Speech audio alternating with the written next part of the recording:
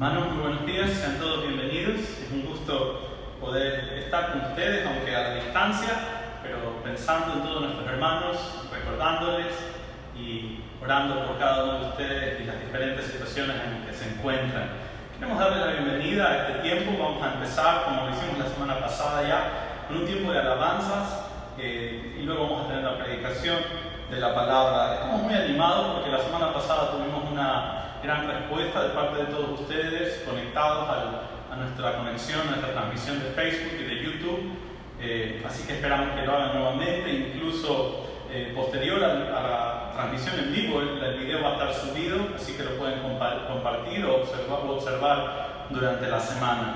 Así que, sin más, les invito a cantar juntos. Vamos a entonar la alabanza titulada Ante el Trono Celestial.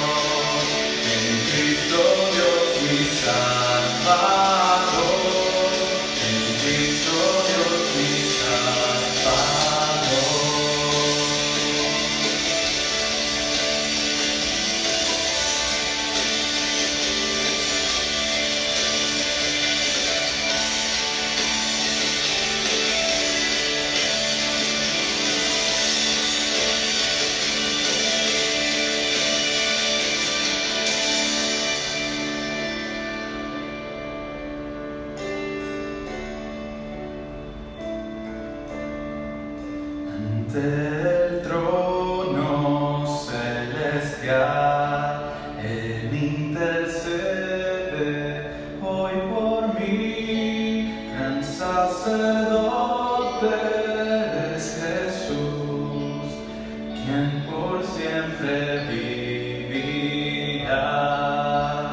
quien por siempre vivirá, quien por siempre vivirá.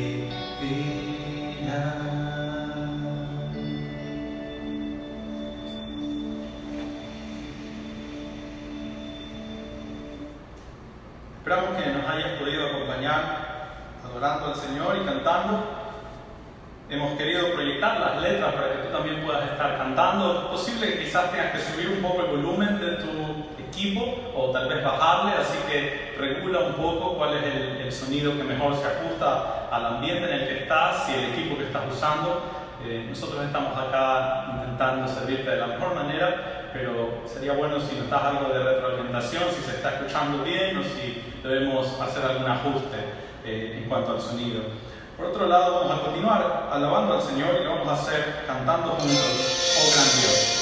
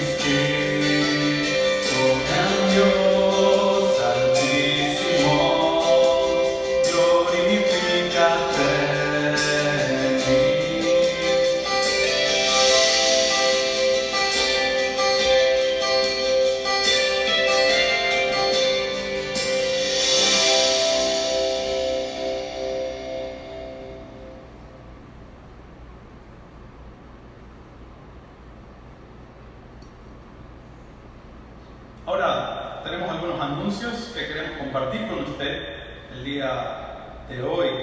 El primero de ellos es que usted tiene ahí en nuestra página de Facebook el boletín, donde está información muy importante y relevante junto con el editorial que semanalmente compartimos con usted, para que usted pueda revisarlo, leerlo entre la semana y compartirlo con otros.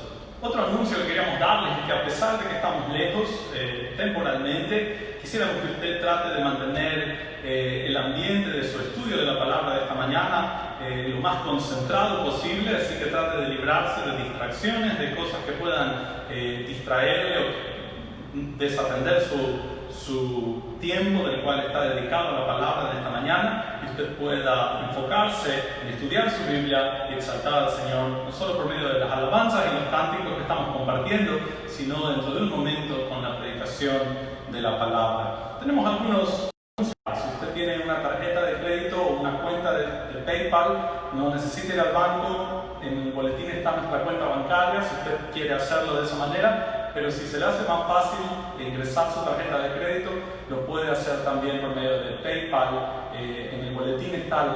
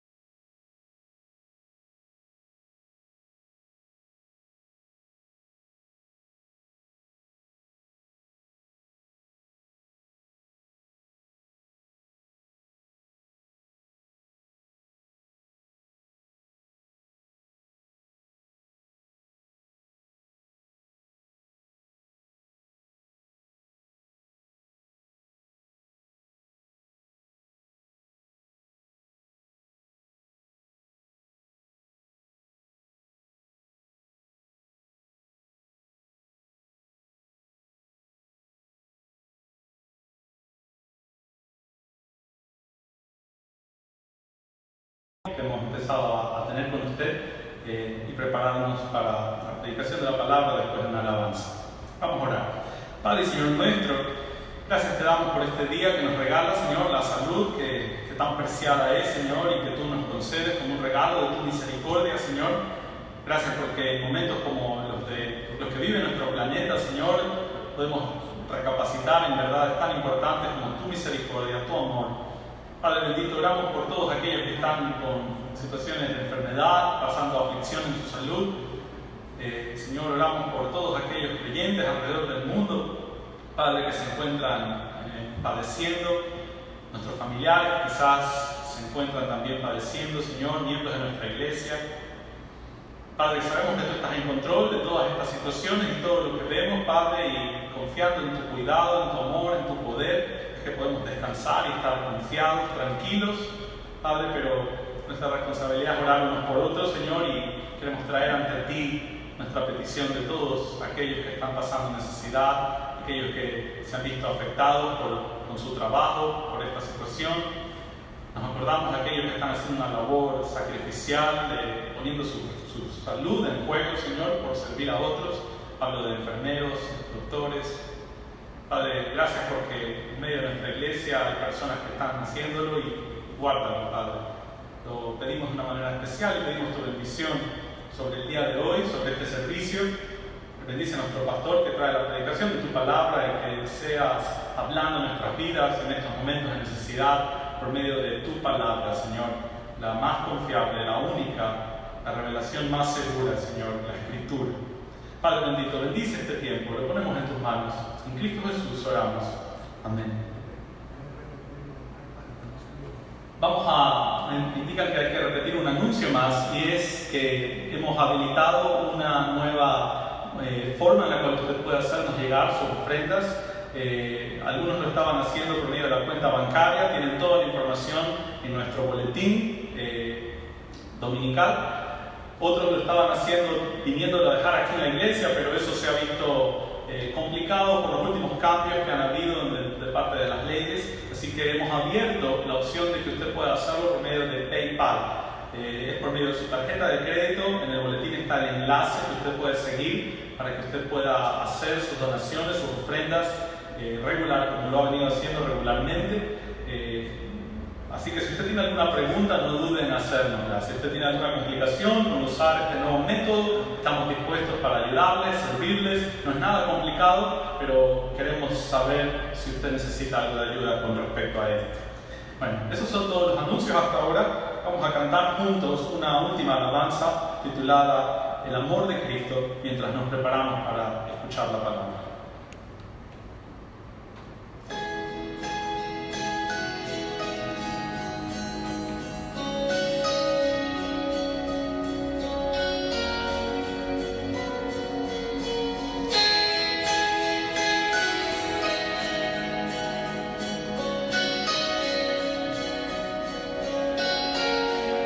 profundo es el amor de Cristo, más que el infierno y la maldad. Dejó su trono y su gloria para traernos hacia Él. Más ancho es el amor de Cristo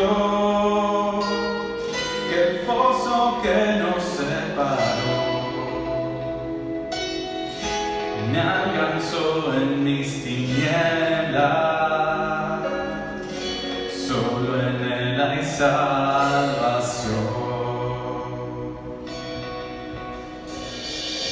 Más profundo que el mar, más allá del cielo está tu amor, me basta. Más fuerte es el amor de Cristo que mi enemigo más feroz. Me sostiene en la tormenta, las aguas no me cubrirán. Me guiará el amor de Cristo, en el más hondo vaya aquí. Me pastoreará por siempre y me guarda junto a Él. Más profundo que el mar, más allá del cielo está tu amor, me bastará.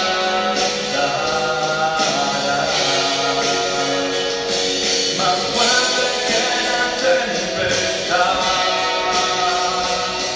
venció el pecado y la maldad. Tu amor me bastará.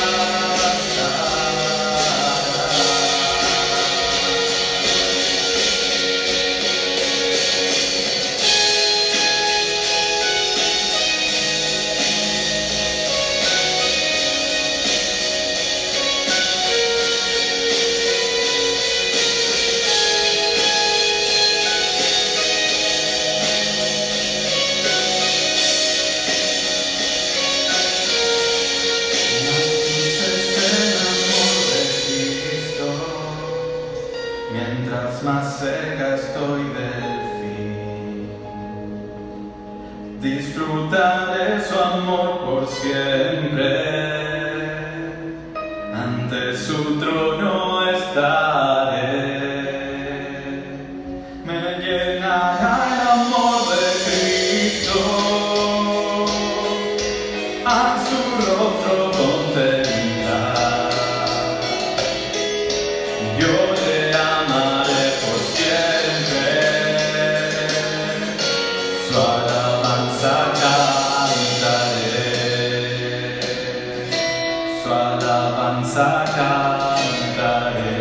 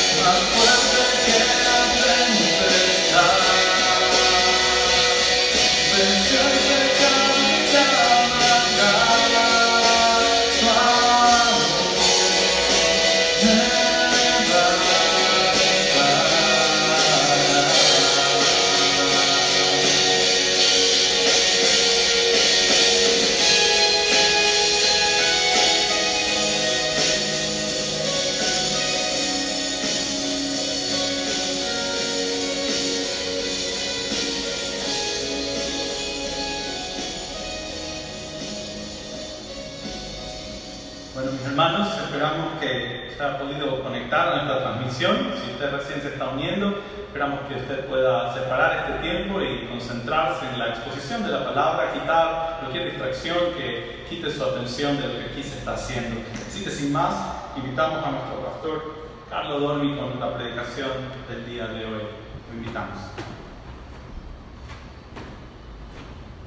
Muy buenos días, queridos hermanos de la Iglesia Comunidad Hebrea y a todos aquellos que también están sintonizando por este medio. Los momentos que vivimos están más allá de todo pronóstico. Nadie podía imaginarse todo lo que está ocurriendo. Como todos los países del mundo, los ciudadanos nos encontremos encerrados en nuestros hogares sin poder trabajar, sin poder salir con toda libertad, sin poder circular por las calles de la ciudad, sobre todo sin poder reunirnos para adorar a Dios.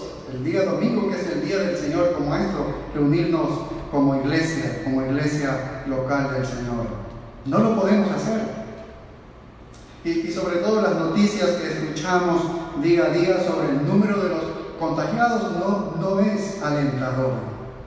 El impacto económico que está ocasionando esto, la verdad es que no tiene precedentes, no tiene precedentes. Y todo por un virus. El presidente de los Estados Unidos le ha llamado el enemigo invisible y muchos le están llamando de esa manera, el enemigo invisible a este virus del coronavirus. Pero más allá de los culpables de esta pandemia, más allá de encontrar quiénes originaron esto, yo quisiera que leamos un texto de la Biblia en el libro de Lamentaciones, capítulo 3 y el versículo 37. Lamentaciones 3:37. Miren lo que dice: ¿quién será aquel que diga que sucedió algo que el Señor no mandó?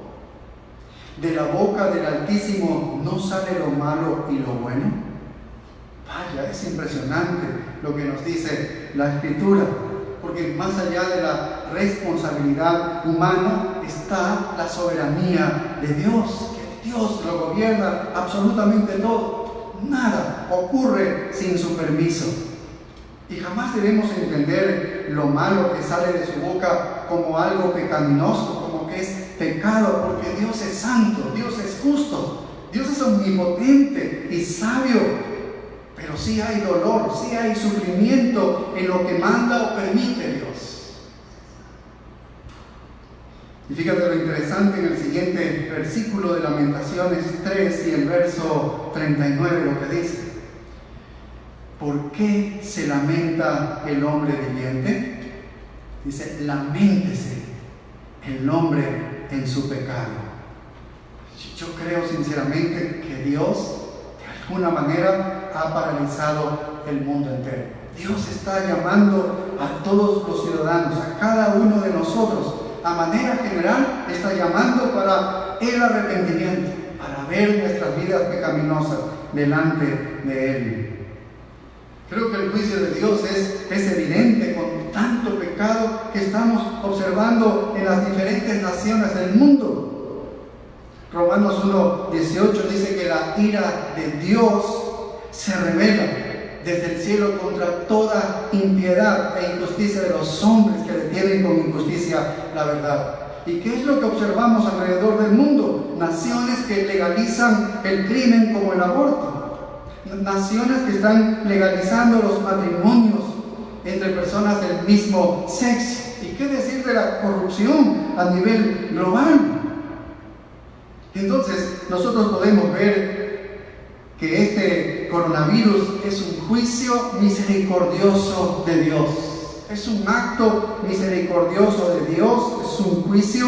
¿Para qué? Para que el pecador tenga la oportunidad de arrepentirse.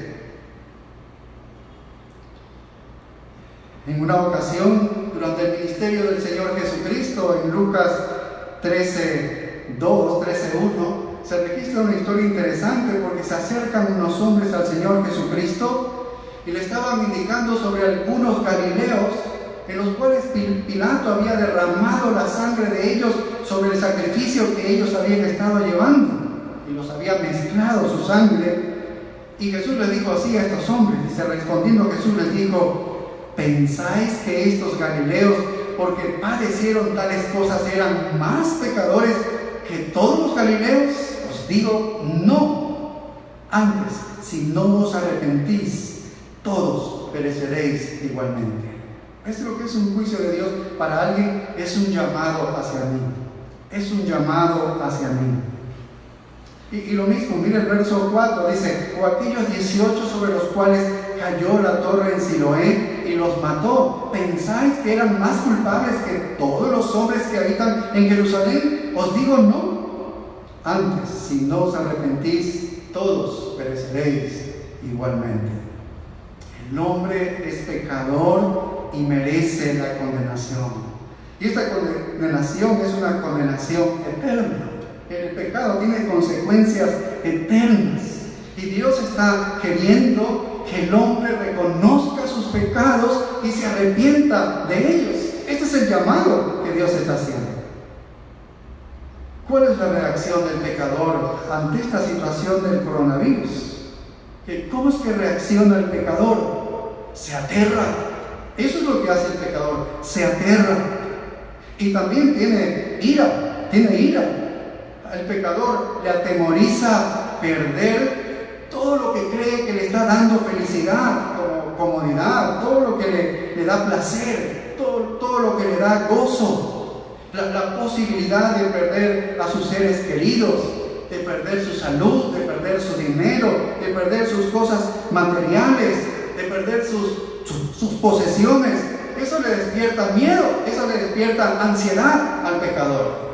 Esa es la manera como reacciona el pecador. Así reaccionan los impíos. ¿Por qué? Porque ellos están sin Dios, sin Cristo, sin esperanza en este mundo. No ven nada más allá.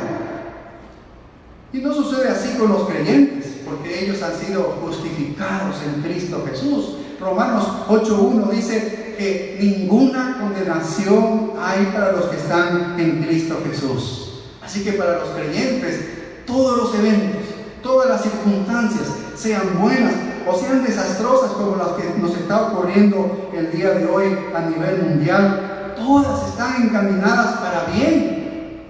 Romanos 8:28, eso es lo que dice: y sabemos que los que aman a Dios, todas las cosas se les ayudan a bien. Esto es a los que conforme a su propósito son llamados. Todo nos ayuda bien al creyente. Es un trato diferente para el cristiano. Toda situación, toda circunstancia adversa o buena le lleva para la santificación de Él.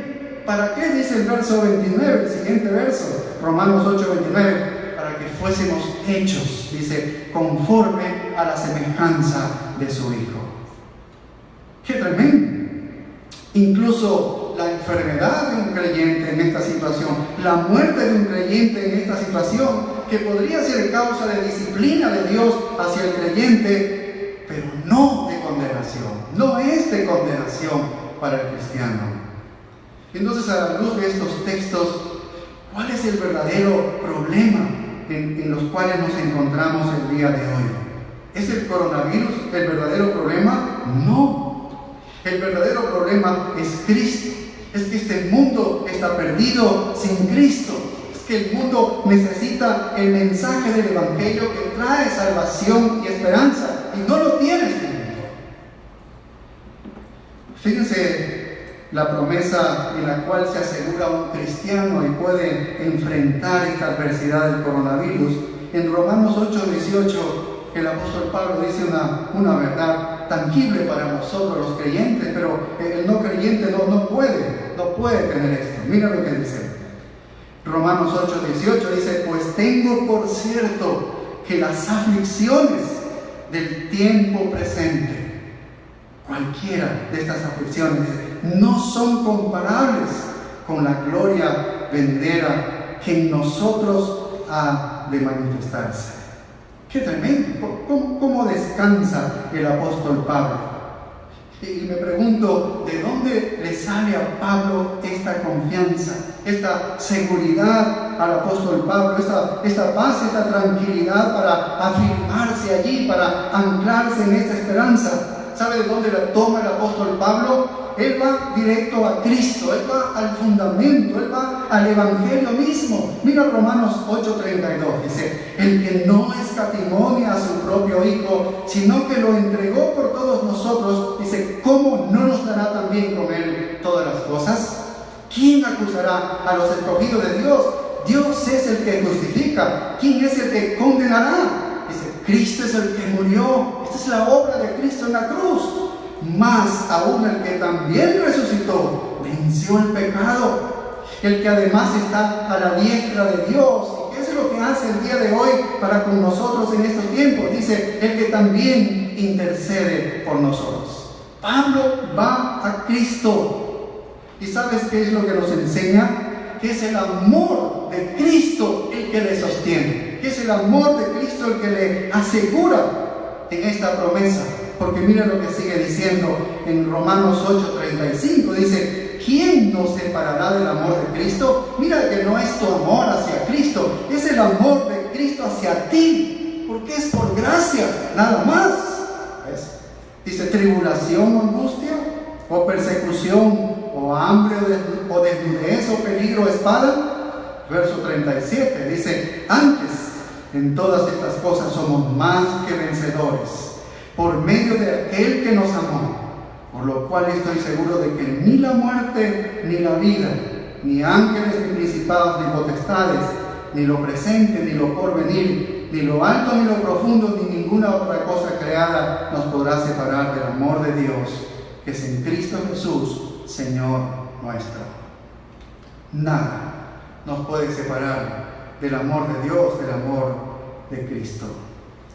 Entonces el mayor problema que hay en nuestra sociedad no es la presencia del coronavirus, sino la gente que está sin Cristo, la gente que está sin arrepentimiento, sin el Evangelio que salva. Ese es el verdadero problema. Fíjate que cuando el apóstol Pablo escribe su carta a los hermanos de Galacia, él manifiesta una sola preocupación en todos los capítulos de esta carta. Y no es las enfermedades, no es la economía de la zona de Galacia donde estaban las iglesias, no habla del imperio romano dominante, no habla de esos problemas. Él habla del Evangelio, Y esta carta hace una cosa, y es proclamar la salvación que es solo por fe en Jesucristo. Que la salvación no se logra por las buenas obras, que no se logra porque eres una buena persona, o porque eres un religioso, o porque haces y cumples algunos rituales como el bautismo, la circuncisión o cualquier cosa. La salvación es solo por la fe en Jesucristo. Poco después de que el apóstol Pablo haya fundado estas iglesias de Galacia, porque él les había predicado el evangelio verdadero, este evangelio del que estamos hablando. Y luego de que él sale, algunos judaizantes vinieron tras de él y visitaron estas iglesias y comenzaron a propagar un mensaje falso, un mensaje torcido. ¿Qué decían ellos? Para ser salvo, es verdad que debes creer en Jesucristo. Mira, los judaizantes creían en Jesucristo, pero dice, además de Jesucristo, debes circuncidarte, debes adherirte a la ley de Moisés, debes guardar la ley de Moisés. Pero ¿qué es lo que dice el Evangelio? Que Dios perdona los pecados de solo los que creen en Jesucristo. Ninguna obra le sirve para la salvación. Las obras son el resultado de una salvación, no es la razón de la salvación. Sin embargo, toda religión falsa, incluidas las falsas formas del cristianismo, hacen de la salvación una combinación de la obra de Dios y la nuestra. Así es decir, ellos dicen fe y obras a la vez. Dios hace una parte y yo le ayudo a Dios y hago otra parte. La herejía común en todas las religiones falsas es que de alguna manera tú puedes contribuir con tus propias obras para ser salvo de la condenación, del juicio de Dios. Y Pablo aquí en Gálatas 4, nosotros venimos estudiando la carta a los Gálatas semana a semana, presenta argumentos en contra de esta salvación por fe más obras. Pablo ve importantísimo ir al fundamento, ir al Evangelio. En los versículos del 1 al 11, él ha presentado un argumento sobre la adopción, que ya lo estudiamos. Y en las últimas ocasiones estudiamos luego los versículos del 12 al 20, que habla sobre el argumento de la santificación, que el creyente debe ser formado a la imagen de Jesucristo. Y que Pablo estaba sufriendo dolores de parto. Pero ahora el apóstol Pablo, de los versículos del 21 al capítulo 5 y el verso 1, va a hablar de que ellos deben aferrarse al Evangelio, deben afirmarse en el Evangelio en cualquier circunstancia. Y Pablo va a usar una analogía histórica para exhortar a los creyentes a aferrarse al Evangelio en cualquier circunstancia. Y comienza de esta manera. Miren, estamos en Gálatas capítulo 4 y el versículo 21, que dice así: decidme los que queréis estar bajo la ley, ¿no habéis oído la ley? Pablo comienza aquí con este verbo decidme y se está dirigiendo no solamente a los judaizantes, a los cuales les está escribiendo también esto, les está diciendo también a todos los hermanos de la congregación. Su audiencia era toda la iglesia de Galacia. En medio de ellos estaban algunos judaizantes. Y corrobora esta frase en el verso 21 que dice: los que queréis estar bajo la ley. De alguna manera la congregación estaba queriendo esto. Y Pablo está confrontando a toda la congregación. Ahora, es interesante lo que Pablo dice. Dice, los que queréis estar bajo la ley. Cuando dice la ley, ¿a qué se está refiriendo esta ley? ¿De qué ley está hablando? Bueno, si vamos al capítulo 4 y el versículo 10, dice: guardáis los días, los meses, los tiempos y los años. Miren, es una iglesia gentil y ya el apóstol Pablo está señalando algunas cosas que estos gentiles estaban practicando. Eran cosas judaicas. Guardar los días, los meses, los tiempos y los años. Eran las fiestas y algunas ceremonias. Y estos gentiles de Galacia ya estaban guardando estas cosas, practicando estas cosas. Por el capítulo 5 y el versículo 6 nos habla también de la circuncisión. De alguna manera querían ellos entrar a la circuncisión o practicar la circuncisión. Entonces cuando dice la ley, cuando se refiere a los que queréis estar bajo la ley, se refiere a la ley de Moisés, a los 5 primeros libros de la Biblia, a la Torá, como se llama, todo el contenido de ellos. Ahora es interesante porque Pablo dice los que queréis, y al decir los que queréis, entonces implica que los gálatas todavía no se encontraban cumpliendo totalmente estos principios y estas prácticas judaicas. Habían introducido ya en algunas de ellas, pero no completamente lo estaban haciendo. Recordemos que ellos habían sido perturbados, ¿no? En el capítulo 1, versículo 7 dice: sino que hay algunos que os perturban y quieren pervertir el evangelio de Cristo. Los judaizantes hacían eso es pervertir el evangelio de Cristo. Porque ellos creen en Jesucristo, pero dice, adicionalmente debes adherirte a la ley de Moisés. Debes adherirte a la circuncisión. Eso es pervertir el evangelio. Eso es una herejía, ese es el falso evangelio. Y la religión falsa siempre está esperando hacer un esfuerzo humano para salvarse. Siempre está queriendo aportar el esfuerzo humano. Ahora, los gálatas no estaban bajo la ley, pero quieren estar bajo la ley, según lo que Pablo está diciendo, porque ellos estaban deslumbrados por estos judaizantes y esta doctrina judaica. Estaban deslumbrados, tal vez como muchas iglesias hoy en día que están entrando a prácticas judaicas. Ahora, aquí hay una pregunta en el versículo 21, dice, ¿no habéis oído la ley? Y es interesante que Pablo diga, no habéis oído la ley, porque podría haber dicho, no habéis leído la ley. El oído desempeñó un papel muy importante entre la comunidad judía, porque la Torá se la oía en las sinagogas. Un rabino iba, leía la Torá y todos estaban en la audiencia, que estaban escuchando. Pero para el judío oír no era solamente una actividad física, era interiorizar esta palabra, era no solo oírla, era entenderla, era obedecerla. Nosotros recordamos en Deuteronomio 6:4 la confesión de los judíos del Shema, que dice: oye Israel, Jehová nuestro Dios, Jehová uno es, y comience con oye, de oír. Entonces, para un estudio de un rabino en una audiencia, era oigo y entiendo. Así era para el judío: oír, oigo y entiendo.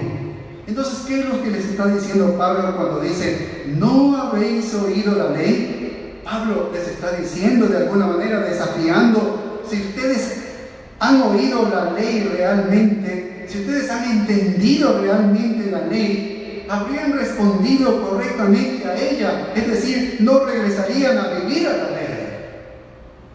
Es que no la habían oído, no la habían entendido.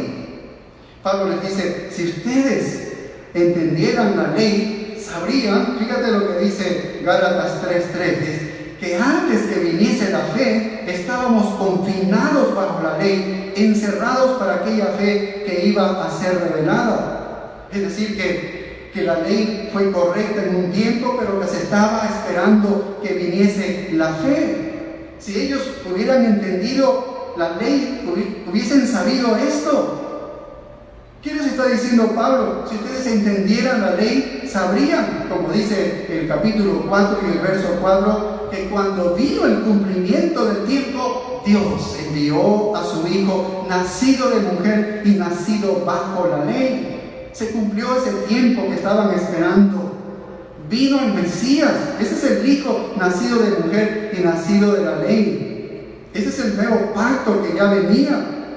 Si entendieran la ley, sabrían cuál es el propósito de la ley. El propósito de la ley, como dice Gálatas 3:24, nuestro ayo. ¿Para qué? Para llevarnos a Cristo, a fin de que fuésemos justificados. ¿Por qué? No por la ley, sino por la fe.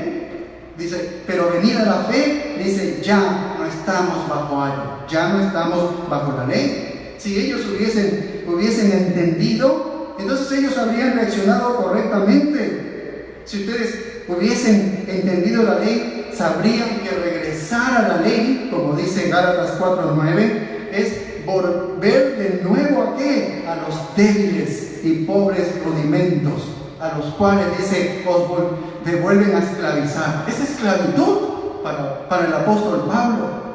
Entonces, si entendieran la ley, sabrían, como dice Gálatas 3:10, dice, porque todos los que dependen de las obras de la ley están bajo maldición, pues escrito está, maldito todo aquel que no permaneciere en las obras, todas las cosas escritas en el libro de la ley para hacerlas.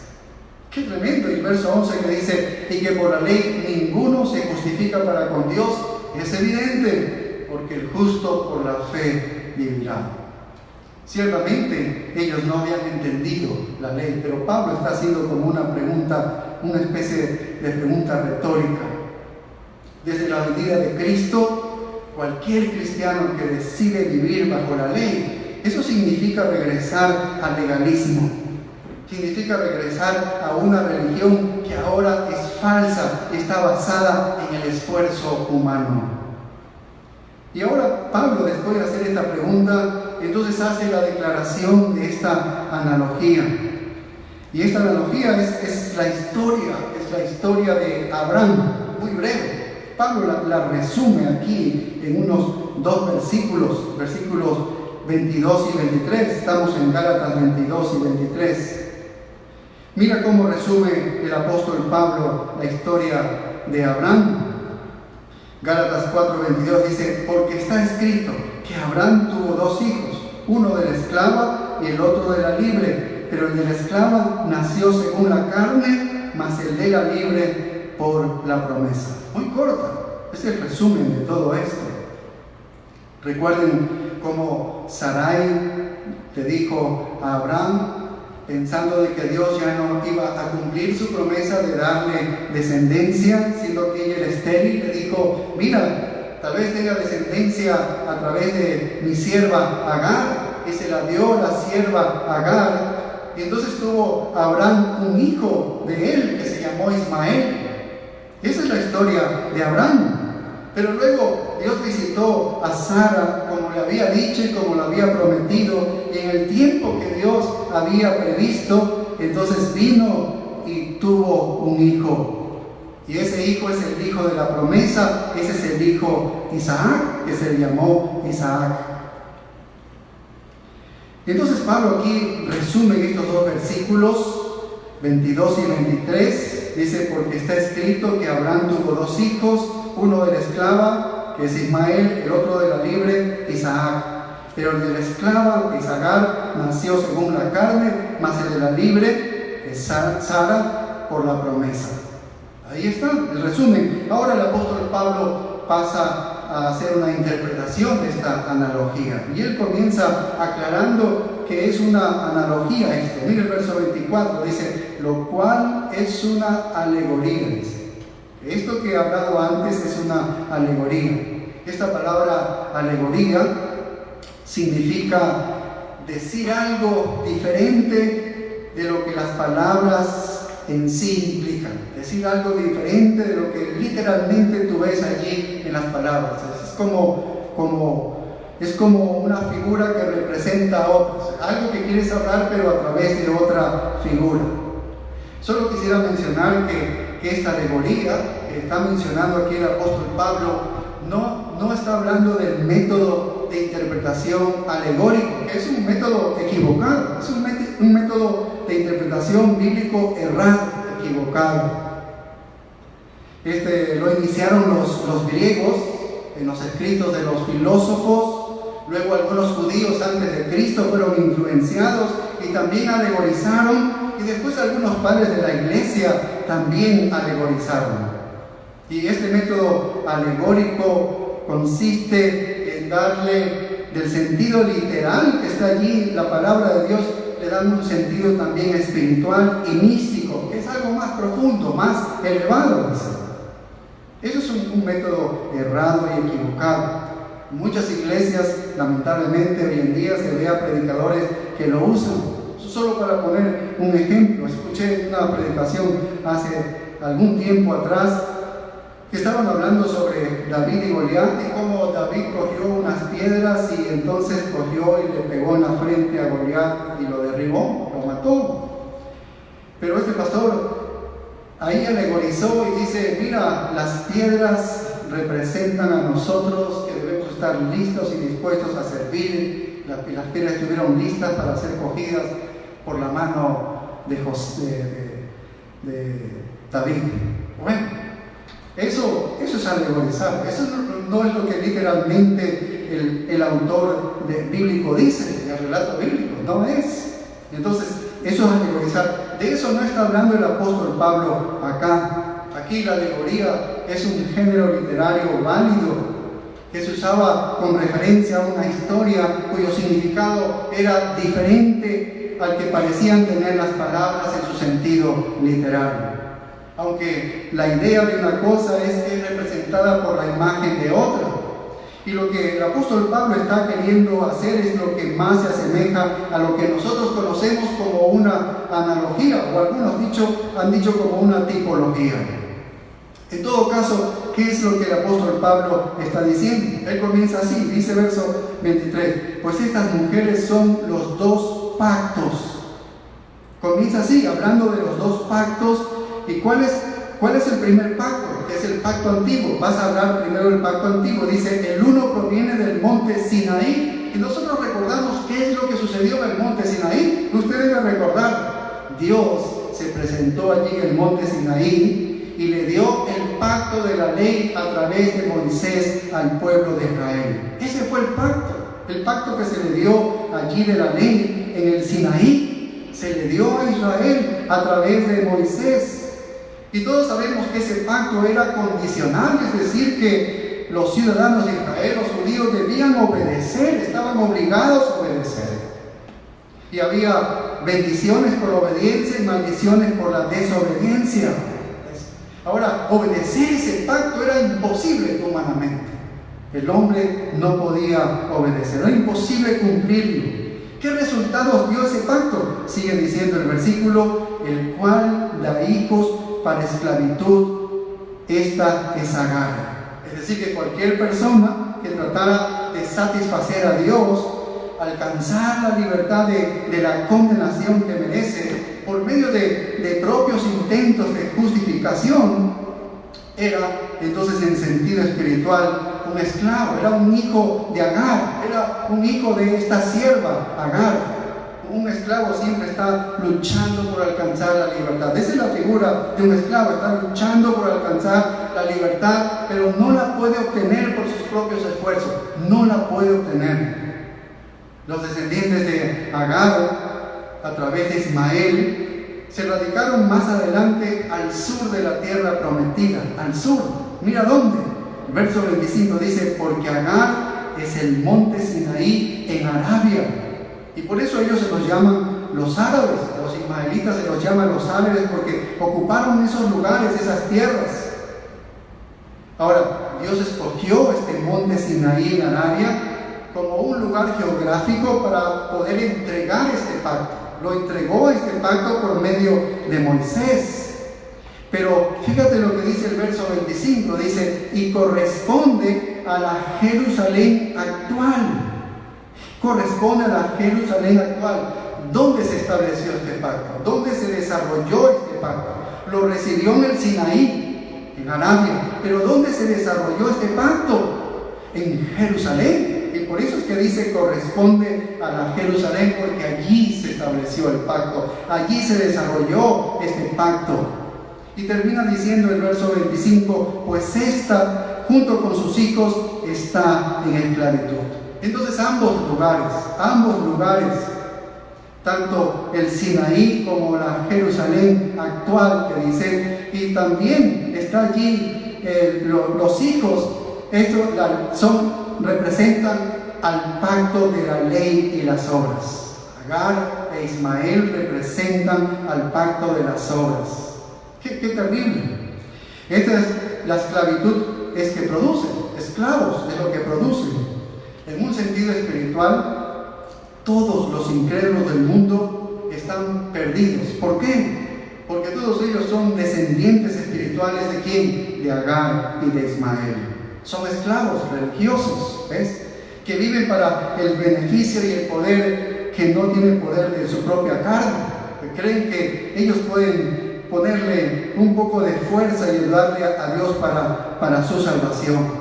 En la religión falsa, en el evangelio falso, los adeptos de estas religiones falsas siempre están luchando para justificarse delante de Dios y nunca lo logran. Esa es la esclavitud en la que viven. Bueno, Pablo ha hablado entonces del antiguo pacto, ahora pasa a hablar del nuevo pacto y comienza mencionando el lugar geográfico donde se llevó a cabo la consumación del nuevo pacto en la muerte y resurrección de Jesucristo. Nosotros sabemos dónde se llevó a cabo este nuevo pacto. Dice, por eso el verso 26 dice, mas la Jerusalén. Ahora, si nosotros nos ponemos a ver la Jerusalén del tiempo del apóstol Pablo, era una Jerusalén que estaba sumida en el legalismo condenatorio. Estaban en condenación. Aunque ellos se llamaban el pueblo de Dios, aunque ya les había enviado el Mesías, sin embargo lo habían rechazado y vivían sumidos en un profundo legalismo. Estaban cumpliendo ritos, estaban cumpliendo ceremonias, cuando ya había terminado ese pacto, que había sido temporal, el pacto de la ley. Ahora estaban en el nuevo pacto, pero ellos seguían en el antiguo pacto. Aún el día de hoy los judíos siguen en ese pacto antiguo. Y el Nuevo Testamento nos muestra que pocos eran salvos de todos ellos. Pocos eran justificados solo por la gracia. Ahora, ¿dónde vivían estos descendientes espirituales de Sara a través de Isaac? ¿Dónde vivían? El verso 26 sigue diciendo, la Jerusalén de arriba. Qué interesante. La Jerusalén de arriba, dice, la cual es madre de todos nosotros, es libre. Dice, la cual es madre de todos nosotros, es libre. Qué interesante, porque en el Antiguo Testamento en muchas ocasiones se le dice como la madre a Jerusalén, se la muestra en esta figura de madre y padre, y el apóstol Pablo está usando esta figura de alguna manera. La Jerusalén de arriba, la cual es madre de todos nosotros, dice, es libre. Ahora, Pablo se incluye en ese todos nosotros. Pablo se está incluyendo que es libre del pecado. ¿Quiénes han sido libertados del pecado? ¿Quiénes son los que han sido libertados del pecado? Si nosotros somos de entre aquellos que vivimos bajo la promesa de gracia que Dios le dio a Abraham y se cumplió en Jesucristo, entonces somos nosotros. Está hablando de todos los cristianos. Filipenses 3:20 dice que nuestra ciudadanía está en los cielos. Y mira lo que dice en Hebreos 12:18, porque hace una conexión con esta Jerusalén de arriba. Hebreos 12:18 dice, porque no os habéis acercado al monte que se podía palpar y que ardía en fuego, a la oscuridad, a las tinieblas y a la tempestad, sino que os habéis acercado al monte de Sión, a la ciudad del Dios vivo, a la Jerusalén celestial. Nosotros somos de la Jerusalén de arriba, de la celestial, cuyos habitantes son libres de la ley, cuyos habitantes son libres de las obras, son libres de la esclavitud de la ley que condena. Somos libres de la carne, que hay poder en el Señor para vencer. Antes de venir a Cristo, nosotros éramos esclavos del pecado, porque todo el que comete pecado, esclavos del pecado. Nunca, aún lo que hacíamos correcto, lo hacíamos verdaderamente recto delante de Dios, porque éramos esclavos del pecado. Pero cuando el Hijo vino, si el Hijo es libertad, le dice, seréis verdaderamente libres. Entonces Él nos justificó por gracia. Entonces por primera vez fuimos capacitados para hacer lo que es correcto delante de Dios. De ahí en adelante nuestra vida se caracteriza por ser libres. Eso es lo que Pablo dice en Romanos 6:14, porque el pecado no se va a enseñorear de vosotros, porque no están bajo la ley, sino bajo la gracia. Dice, y libertados del pecado, viniste a ser siervos de justicia. Eso es lo que está diciendo el apóstol Pablo. Y luego Pablo pasa al versículo 27, que es una cita del profeta Isaías. Exactamente la cita es Isaías 54:1. Isaías lo escribió, este texto, el verso 27, lo escribió para traer consolación a los judíos que estaban cautivos en Babilonia. Ellos estaban tristes. Habían sido arrasados, Jerusalén había sido arrasado, habían sido llevados cautivos allá a Babilonia. Y él escribe para traer aliento, para traer consolación. ¿Qué es lo que dice el verso 27? Mira, dice, porque está escrito, regocíjate, oh estéril, tú que no das a luz, prorrumpe en júbilo, dice, y clama, tú que no tienes dolores de parto, porque más son los hijos de la desolada que de la que tiene marido. A Jerusalén le habían devastado, a Jerusalén le habían quitado sus hijos, había sido llevado cautiva, era como una madre que no tenía hijos, pero el regreso del cautiverio, dice, gózate, alégrate, dice esta Jerusalén. ¿Por qué? Porque tendría muchos hijos.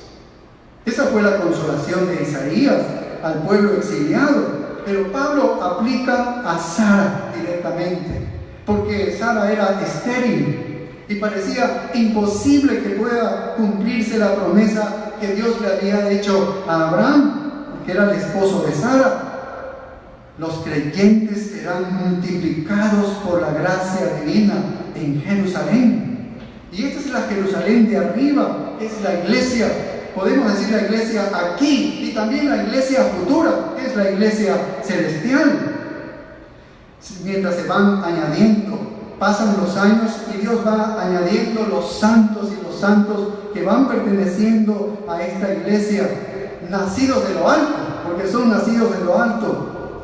hasta que entren todos los que van a ser salvos y van a conformar esta iglesia. Ahora es interesante que el poder que actuó en los exiliados en Babilonia fue el poder de Dios. El poder que actuó en Sara, que era estéril para tener un hijo, el hijo de la promesa, fue el poder de Dios, fue la gracia de Dios y el poder de Él. Y el poder de los que la iglesia celestial, la iglesia de arriba, se va formando es el poder de Dios. Solamente es la gracia de Dios.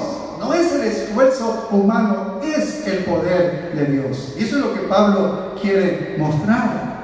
El antiguo pacto ha pasado, hay un nuevo pacto. Este es el nuevo pacto en Jesucristo. Ahora, Pablo hace una aplicación de esta analogía y en el versículo 28 se dirige nuevamente a su audiencia y se pone al lado de ellos y les dice, hermanos, dice, así que hermanos, después de haberle dicho todo como una conclusión, le dice, así que hermanos, le dice, nosotros. Se incluye el apóstol Pablo allí como creyente, está hablando como creyente ahora. Dice, nosotros como Isaac somos hijos de la promesa. Es interesante lo que dice. Nosotros como Isaac somos hijos de la promesa. Todo creyente como Isaac fue concebido por medios sobrenaturales. Nosotros hemos nacido a la vida nueva de una manera milagrosa. Es la obra del Espíritu Santo que ha hecho en nosotros y nos ha dado esta nueva vida. Y nosotros somos descendientes de la promesa. ¿De qué promesa está hablando aquí? Somos hijos de la promesa que Dios le hizo a Abraham.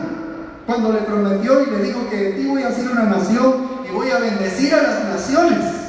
Ahí estaba llegando también a nosotros los gentiles. Al pueblo de Dios estaba llegando a nosotros los gentiles. Esa es la promesa y nosotros pertenecemos a esa promesa, somos de esa promesa que fue cumplida en Jesucristo. Gálatas 3:14 dice, para que en Cristo Jesús la bendición de Abraham alcanzase a los gentiles a fin de que por la fe recibiésemos la promesa del Espíritu. Entonces Pablo como creyente se pone allí y todos los creyentes allí somos hijos de esa promesa, de la promesa a Abraham cumplida en Jesucristo. Él es el que bendice, la simiente de Él es, pertenecemos a la simiente de Abraham que es la simiente de Cristo, en Él. Y Pablo da 3 aplicaciones y así concluye esta analogía, da 3 aplicaciones de esta analogía. Y en el versículo 29 vemos la primera aplicación. Y la primera aplicación es así: los salvos por gracia van a ser perseguidos por los religiosos que confían en sus obras. Mira, los que son salvos por la gracia de Dios van a ser perseguidos por los religiosos que confían en sus obras. Mira lo que dice el verso 29. Dice, pero como entonces el que había nacido según la carne, ¿quién es el que nació según la carne? Ismael. Él nació según la carne, porque él tenía la sangre de Abraham. Él nació en la carne. ¿Qué hacía este? Perseguía, dice, perseguía al que había nacido según el Espíritu.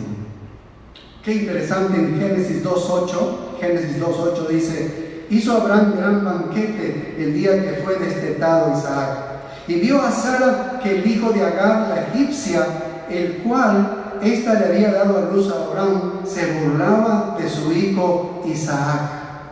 ¿Ves cómo el que nace según la carne persigue al que ha nacido según el Espíritu? Y termina diciendo el verso 29, así también ahora. Eso es lo que ocurre el día de hoy.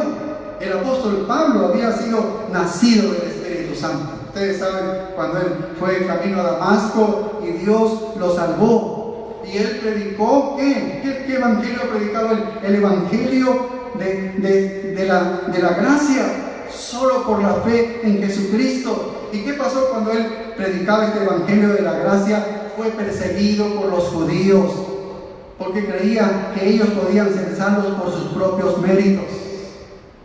Todo el tiempo fue perseguido porque entraba a una sinagoga, predicaba este evangelio y era expulsado de la sinagoga.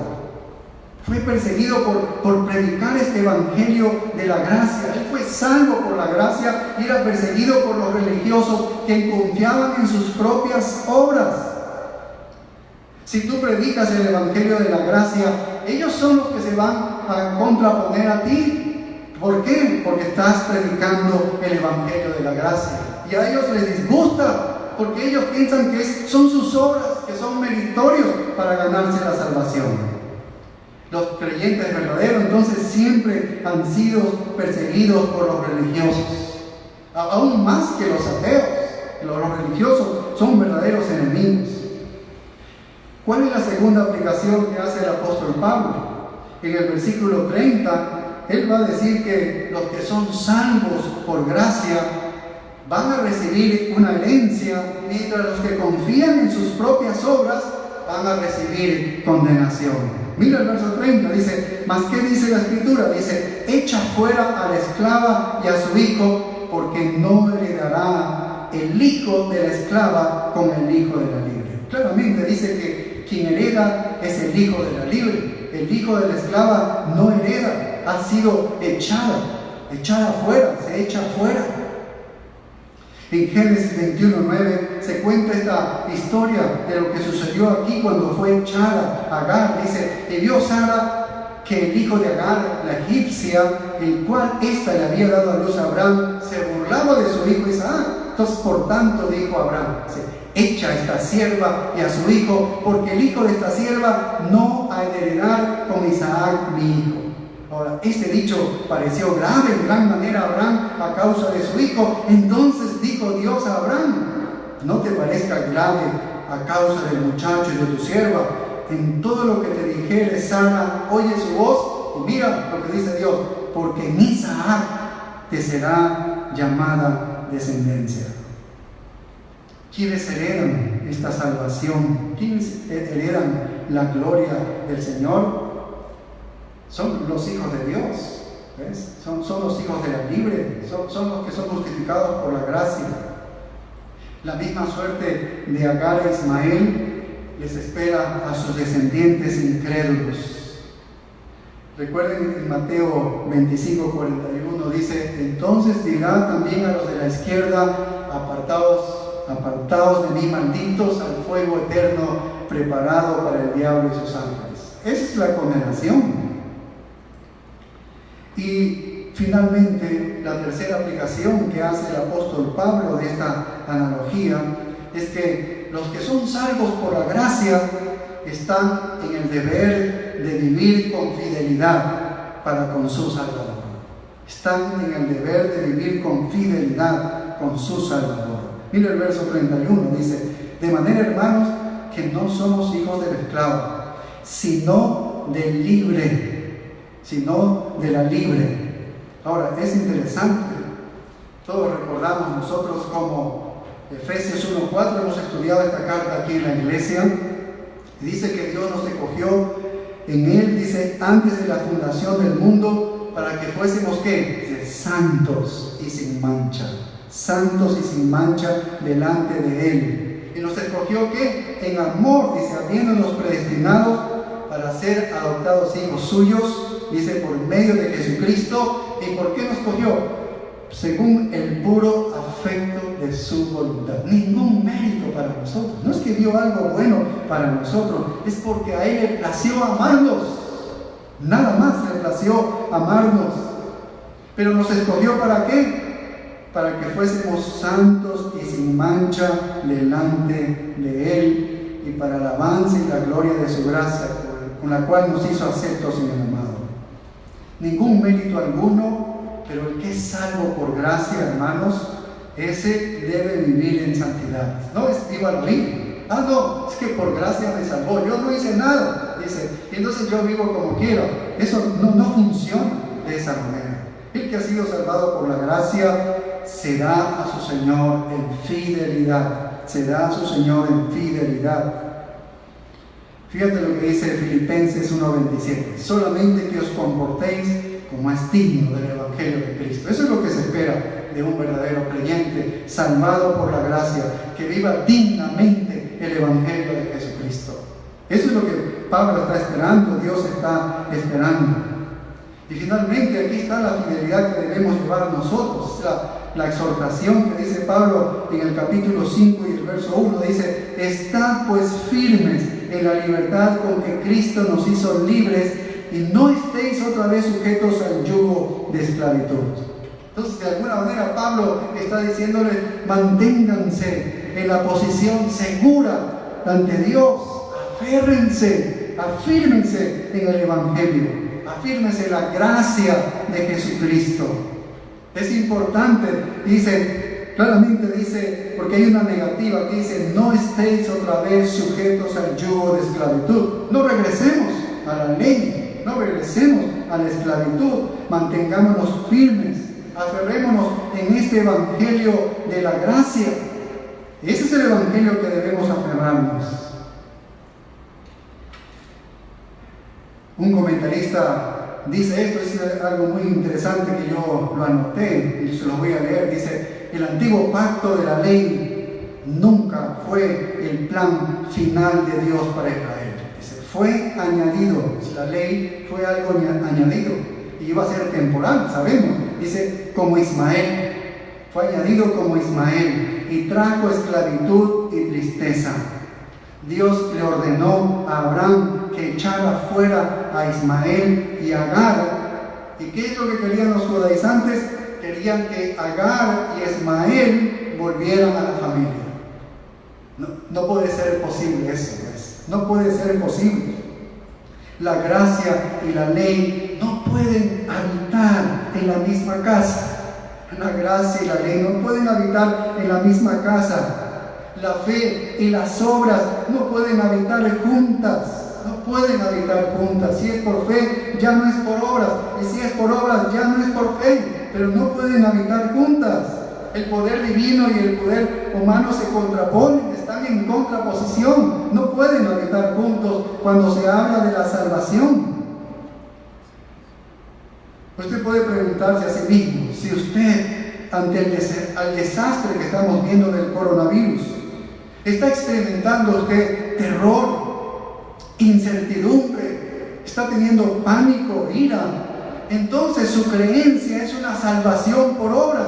Ese es un falso evangelio. Tiene un falso evangelio, porque el evangelio verdadero trae seguridad, como hemos visto en Romanos 8. El verdadero evangelio trae seguridad. El catolicismo romano no te puede ayudar. ¿Por qué? Porque la salvación de ellos está basada en Jesucristo. Sí, creen en Jesucristo, pero debes colaborar con las obras tú para la salvación.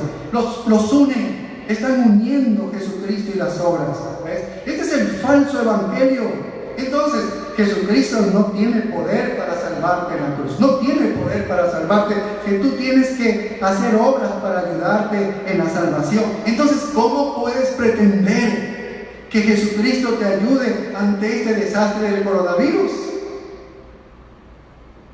Si ya has mermado el poder de Cristo en la cruz, no hay manera en que puedas implorar a un Cristo Salvador. El mormonismo, los testigos de Jehová y demás religiones no te pueden ayudar porque su sistema de salvación es por obras. Ese es un falso evangelio. El señor Maldonado, que se dice ser un apóstol de los días de hoy, no te puede ayudar porque él no te garantiza ninguna seguridad en el cumplimiento de sus promesas. Él le dijo stop al coronavirus, pero el coronavirus nunca le hizo caso. El evangelio de la prosperidad no te puede ayudar, porque según este evangelio, Dios te da dinero y te va a hacer rico, pero en estos tiempos no hay dinero. Ha fracasado.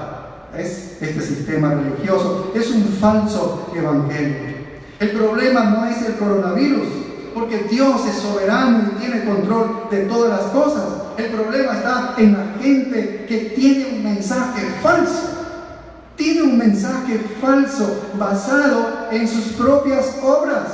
Este evangelio falso le destruye eternamente. Eso destruye más que el coronavirus. Esto está enviando a la condenación eterna a todo el mundo y Dios está llamando la atención. Entonces esta gente necesita el evangelio de la gracia absoluta de Dios. Que ese amor de Dios está allí hacia el cristiano, que ni la peste, ni la tribulación, ni la angustia, ni la vida, ni la muerte misma te puede separar del amor de Dios. Dios da una tremenda seguridad a los suyos. Él tiene nuestras vidas en sus manos. La vida de todos está en sus manos y los cristianos lo sabemos. Si es el tiempo que nos toca morir, para su gloria es. Pero los cristianos no tememos ya a la muerte, porque Él ha vencido la muerte. Esa es la promesa con la cual nosotros vivimos. Y por eso Pablo dice esto, y termino con esto: aferrémonos al evangelio, que es el que nos sostiene con sus promesas en estos momentos de desastre. Y anunciemos este evangelio, porque la gente necesita este evangelio. Eso es lo que necesita. Ese es el mayor problema de este mundo, que necesita este evangelio de la gracia. Dios les bendiga, hermanos. Oremos. Gracias te damos, Señor, por tu gran misericordia, por este evangelio poderoso que puedes tener a tus hijos con toda seguridad. Como el apóstol Pablo dice, que estos desastres, estos sufrimientos que tenemos el día de hoy no son nada comparables para esa gloria que nosotros tendremos en los cielos y que nos está esperando esta herencia. Padre, te agradecemos porque aún el aire que respiramos en este momento, todo viene de ti. Tú sostienes la vida de cada uno de nosotros. Y aunque vemos juicio tuyo, aunque vemos castigo y vemos muerte, en medio de esto vemos la mano misericordiosa tuya, esperando y dando tiempo al pecador que se arrepienta, y a nosotros como cristianos a ajustar nuestras vidas a ti. Oh Padre, sensibiliza nuestros corazones, corazón de la humanidad, que tus propósitos en todo esto sean cumplidos a cabalidad, que nosotros nos aferremos a este evangelio y proclamemos este evangelio. Es la solución del desastre de la humanidad en la condenación eterna, Señor. En tus manos quedamos, en el nombre de Cristo Jesús. Amén.